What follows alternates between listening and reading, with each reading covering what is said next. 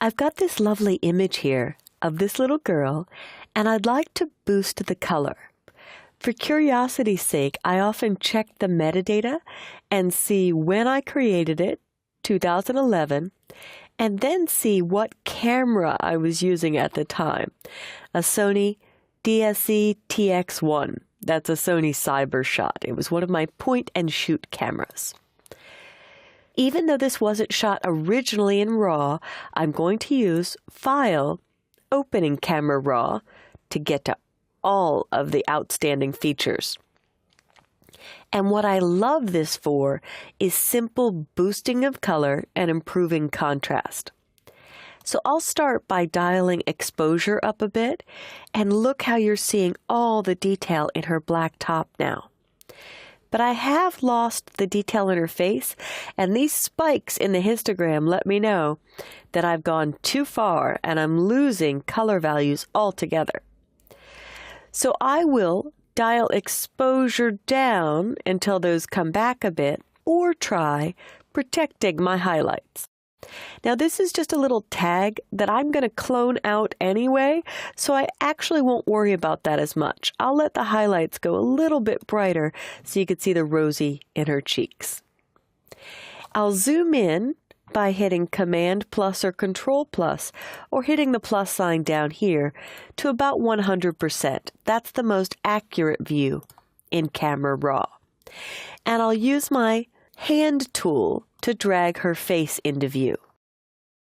Now I'll come in and boost the clarity a bit, and you can see how that really just sharpens all the detail. I uncheck and check preview to see before, after. Flat and dull, nice contrast, opened up skin tone, opened up hair. I could also experiment with shadows, whites, and blacks, but I'm going to hit Command 0 to fit in window, or simply hit the minus until I see the whole image. If I do before and after, there's the huge improvement, but it looks like I lost some of the richness of the yellow and purple in the tint. So here's where Vibrance saves the day. I dial up Vibrance and it just boosts that color. It's gorgeous. I turned preview off and on, and it did an outstanding job. I could finish up by playing with contrast if you want a little bit more. I tend to avoid too much contrast because I don't want it to look artificial. And then I'll hit done. So once done, I've got a clear, color-corrected image. Now I'm going to double-click and open it in Photoshop. And actually, when I double-click, since I've already used Camera Raw on it, I now hit Open Image to get to it in Photoshop. Something that has RAW corrections on it will remember that you did those corrections and open it back in RAW so you could make individual changes.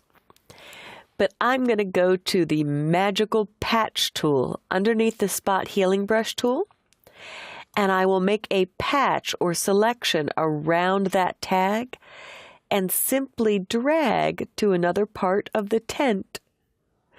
And you may have to do this several times. I'll zoom in a bit. In fact, if patch doesn't work on the first go around, often I'll try making a selection and try the newer Edit Fill, Content Aware, and click OK.